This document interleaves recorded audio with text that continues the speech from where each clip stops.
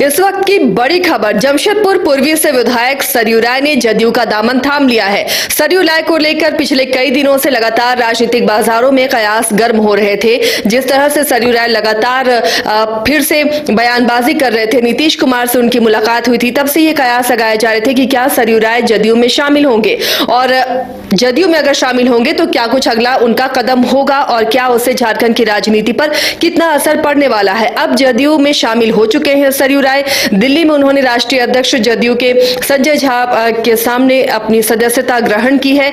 तो अब इसके झारखंड की राजनीति पे क्या असर पड़ेंगे, इसे हम समझने की कोशिश करेंगे।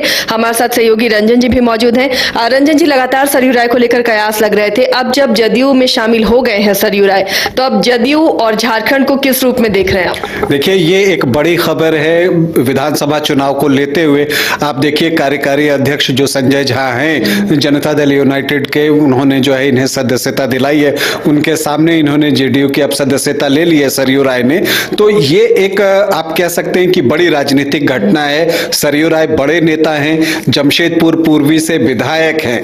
अब देखिए, अगर आप इसे देखें कि इससे पहले भी उन्होंने नीतीश कुमार से मुलाकात की थी और उस वक्त जो बातें निकलकर सामने आई थी वो ये आई थी कि जो सरयू राय की पार्टी है भारतीय जनतांत्रिक मोर्चा, वो जेडीयू के साथ मिलकर चुनाव लड़ेगी। लेकिन अब उससे एक कदम और आगे सरयू राय बढ़ चुके हैं और उन्होंने जो है वो जेडीयू की अब सदस्यता ले ली है। तो ऐसी परिस्थिति में अब यहां का विधानसभा चुनाव और उसमें जो गठबंधन की राजनीति है वो और दिलचस्प होने जा रही है, क्योंकि अगर एनडीए फोल्डर को आप देखें तो यहां पर अब तक आपको बीजेपी और आजसू ही दिख रहा था, लेकिन अब जेडीयू भी दावा ठोकने की स्थिति में आ गया है, क्योंकि उसके पास सरयू राय जैसे कद्दावर नेता जो हैं यहां पर अब मिल गए हैं। खेरू महतो पहले से राज्यसभा के सदस्य हैं। तो ऐसी स्थिति में जेडीयू एनडीए में अपना हिस्सा मांगेगा और इससे बीजेपी के लिए समस्याएं पैदा हो सकती हैं कि वो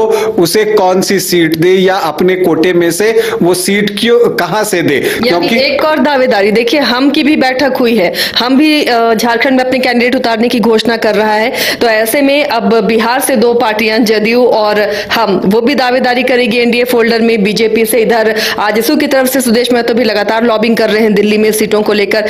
तो ये अब बीजेपी के लिए थोड़ी मुश्किल होगी सीटों को लेकर तालमेल बिठाने में। या देखिए, बीजेपी की जो कोशिश है, मुझे लगता है कि अगर 81 सीटों को आप देखें तो बीजेपी चाहेगा कि कम से कम वो 67 से 70 सीटों के बीच जो है वो चुनाव लड़े और वो खुद पे चुनाव लड़े, और बाकी जो आपको 11 से 14 या 15 सीटें तक होती हैं वो उसे गठबंधन सहयोगियों को दे सकता है। लेकिन आजसू का दावा बड़ा है, आजसू कई सीटों पर अपनी दावेदारी दिखा रहा है। अब जेडीयू एक नया दावेदार के रूप में आ गया है। हालांकि आप पास्ट में देखें तो ऐसे कई अवसर आए हैं जब जेडीयू जो है एनडीए फोल्डर में होने के बावजूद बीजेपी से अलग होकर झारखंड के विधानसभा के चुनाव में उतरा है। लेकिन तब की परिस्थिति और अब की परिस्थिति में फर्क है। फर्क ये सरयू राय तो है ही, उससे भी बड़ा फर्क ये है कि केंद्र में जो अभी बीजेपी की सरकार है उसमें नीतीश कुमार के सहयोग की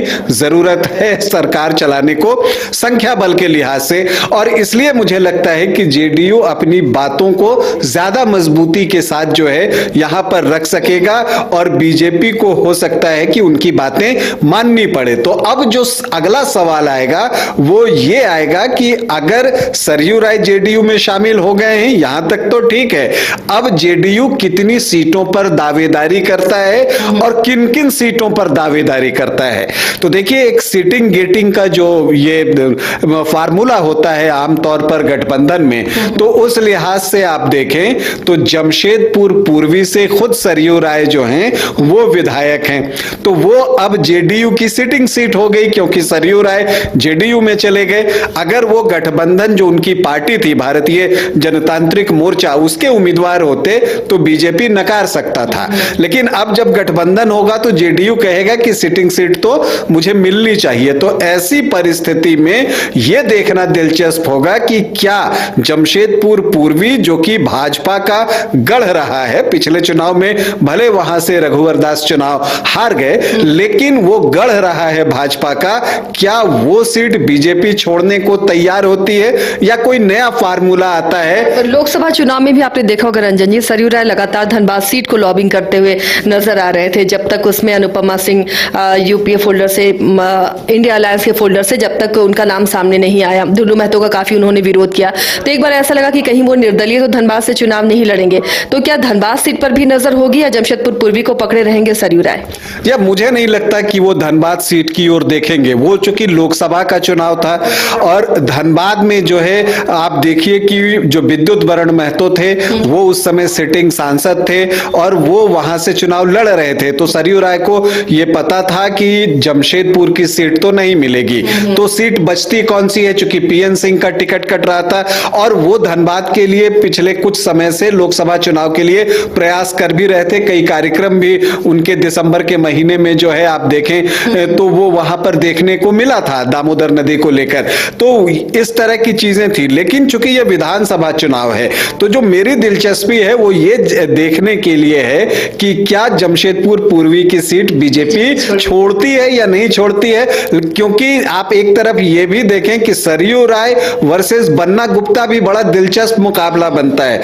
तो क्या बीजेपी ये फार्मूला दे सकता है कि आप ऐसा कीजिए कि आप पूर्वी, चूंकि हमारी सीट है, आप छोड़ दीजिए और आप जमशेदपुर पश्चिमी शिफ्ट हो जाइए, वहां पर बन्ना गुप्ता है और बन्ना गुप्ता और सरयू राय का जो आपस का राजनीतिक प्यार है वो हम सभी देख ही रहे हैं। तो वो चीजें जो है वहां पर देखने को मिल सकती हैं, ये चीजें हो सकती है। लेकिन एक और जो महत्वपूर्ण बात है आगामी विधानसभा चुनाव को लेकर कि कितनी सीटों पर जेडीयू दावा करता है। चूंकि जो खबरें आई थी कि 1 दर्जन सीटों की बात चल रही है, तो मुझे तो नहीं लगता कि उतनी सीटें दी जाएंगी। लेकिन कुछ सीटें जो फंस सकती हैं उसमें मांडू एक सीट है।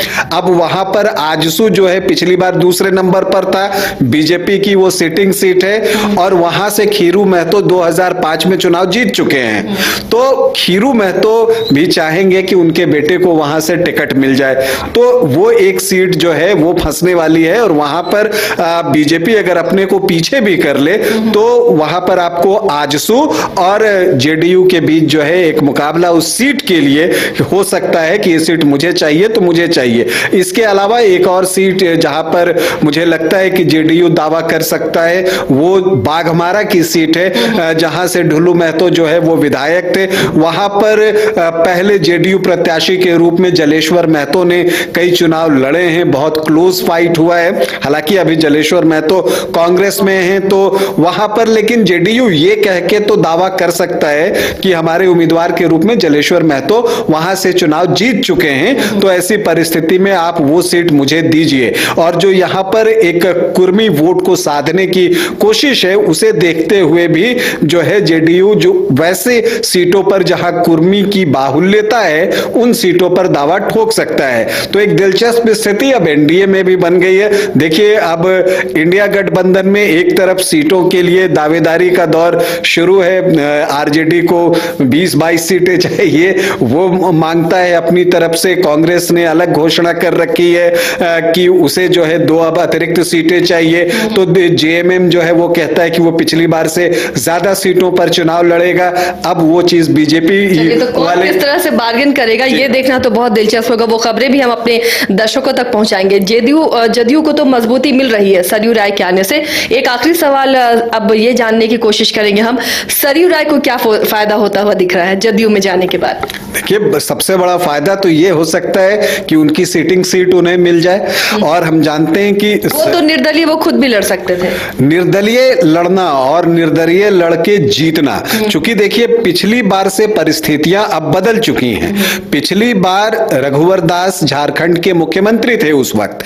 तो जब आप एक मुख्यमंत्री के खिलाफ लड़ रहे हैं तो उनका जो अपना एंटी इनकम्बेंसी था और आप उन्हीं की सरकार में मंत्री थे, तो आप वहां से विरोध करके निकले। आप याद कीजिए 1989 के चुनाव को, जब राजीव गांधी प्रधानमंत्री थे और वीपी सिंह ने उनका विरोध किया था, और जब वो वहां से निकले तो क्या परिणाम आया था और कांग्रेस की सरकार चली गई थी।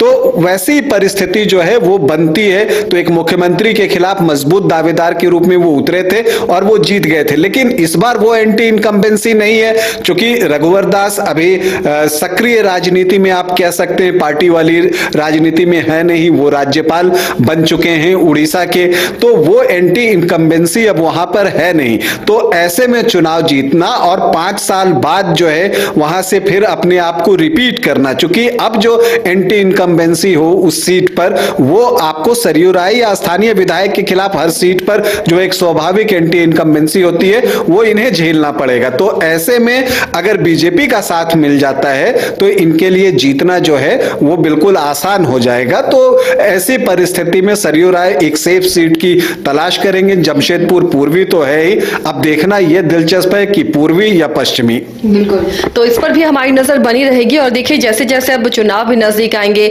अधिकारियों के तबादले तो होंगे, लेकिन राजनेताओं के भी ट्रांसफर पोस्टिंग होती रहेगी और ये खबरें आप तक हम पहुंचाते रहेंगे। दल बदल का खेल अभी खूब चलेगा और उसके बाद क्या राजनीतिक बिसात बिछती है, किस तरह यहाँ पर सियासी बिसात बिछती है और चुनाव में कौन बाजी मारता है, इस पर हमारी नजर अभी से ही बनी रहेगी। देखते रहिए न्यूज़ 22 को।